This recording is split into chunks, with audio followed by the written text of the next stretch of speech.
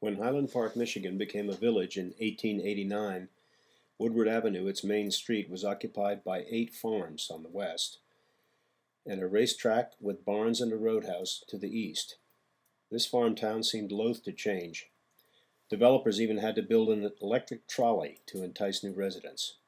Then Henry Ford bought the racetrack.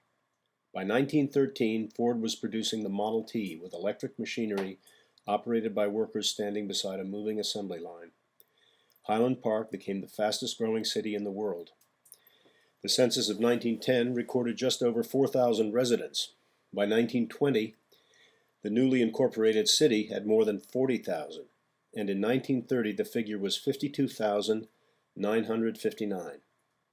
In the 78 years since that time, Highland Park has suffered a steady decline. The most recent estimate of its population is just 15,894 people. This little city within a city, which is surrounded by Detroit, once boasted the best jobs, schools, hospitals, most beautiful neighborhoods, and best municipal services of any in the country. Today, it is the site of the worst poverty and suffering in North America. Few historians pause to consider the causes of this dramatic rise and fall. The building where the whole process began is preserved as an historic landmark, but it stands in disrepair and neglect. Today, as auto workers face another horrific assault on wages, working conditions, medical benefits, and retirements, it is time to consider more closely the historical record which produced this situation. Disinvestment and deindustrialization are terms which refer to the growth of parasitism in the foundations of the economy, a process in which capitalists close factories and shift their investments from production to financial speculation. Replacing production as the dominant form of wealth accumulation, it is a process at the heart of the decay of Highland Park. In this piece, Kurt Metzger, director of the Detroit Area Community Indicator System, speaks to the World Socialist website about the rise and decline of Highland Park. The city of Highland Park hit its high point in terms of population in 1930. It had 52,959 people. At least that was the census count in 1930. It may have picked up a few people after that.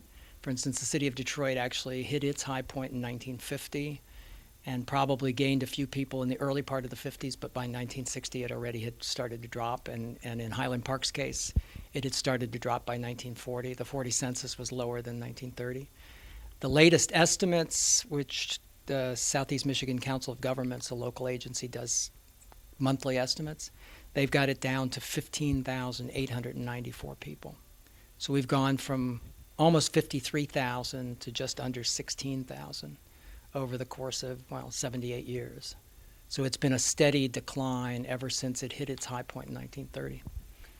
Really, that 1910 to 1920 to 1930, you were seeing population doubling in both cases. I mean, it was an amazing growth. I mean, the city of Detroit was up to 1 million in 1920. And interestingly enough, back in those days, Highland Park had the best school system in the country. I mean, between Highland Park and Flint and Pontiac, 3 areas that have seen tremendous disinvestment.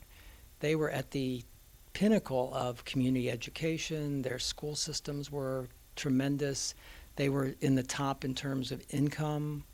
It's hard to believe, but when you look at those numbers, those auto plants really were driving the income and everything else in those cities. Over time, it's not just the auto companies, but a number of other factors have have helped contribute to this kind of disinvestment and the communities just more or less falling apart and losing all those quality of life characteristics.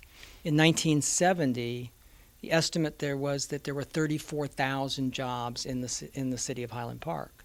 So you were talking Highland Park basically had as many jobs by that in 1970 as they had population. So you had people coming into Highland Park to work in addition to the folks who lived there and could find jobs. So there were plenty of jobs there.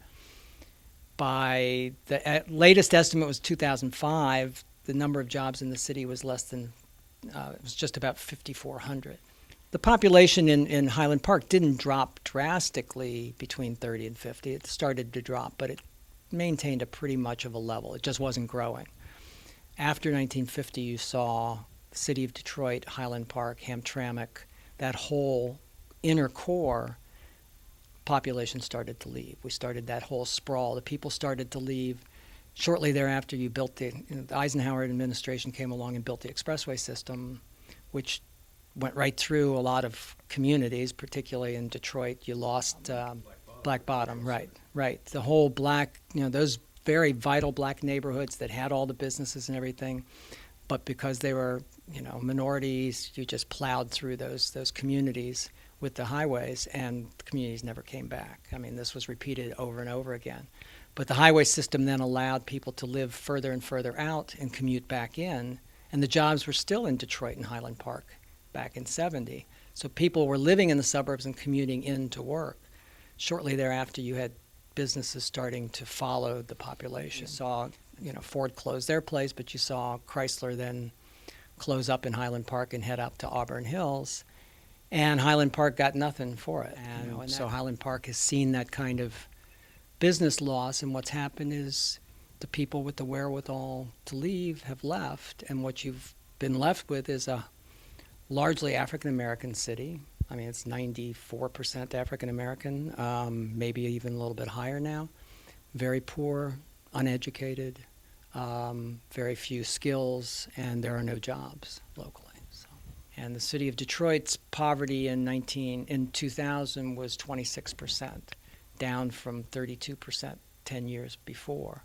Highland Park's poverty rate in 2000 was 38%. So it was it was still higher than Detroit. Detroit now, since 2000, there's a 2007 estimate where it's about 34%, 35%. It's now again the poorest city in the country. And my estimate is, why should Highland Park have done any better than Detroit? Which would mean that I'm sure if we measured Highland Park's poverty rate, it's probably well above 50%. It's probably somewhere in that 50 to 60% range, just by virtue of the trends that we've seen throughout this region. Going to do it. And unemployment rates, the latest estimate is about 22%. And of course, that's 22% of people who are actually either looking for work.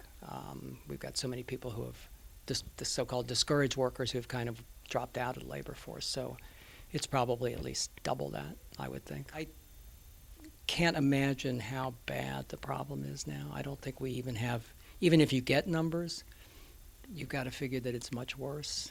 And we've got so many people now with this foreclosure, with renters who are being, that their buildings are being foreclosed on, and they're just kind of being thrown out there. And nobody's really following where these people are ending up. And I think a lot of them are probably trying to move into some of these empty homes which have been stripped and certainly don't have any utilities.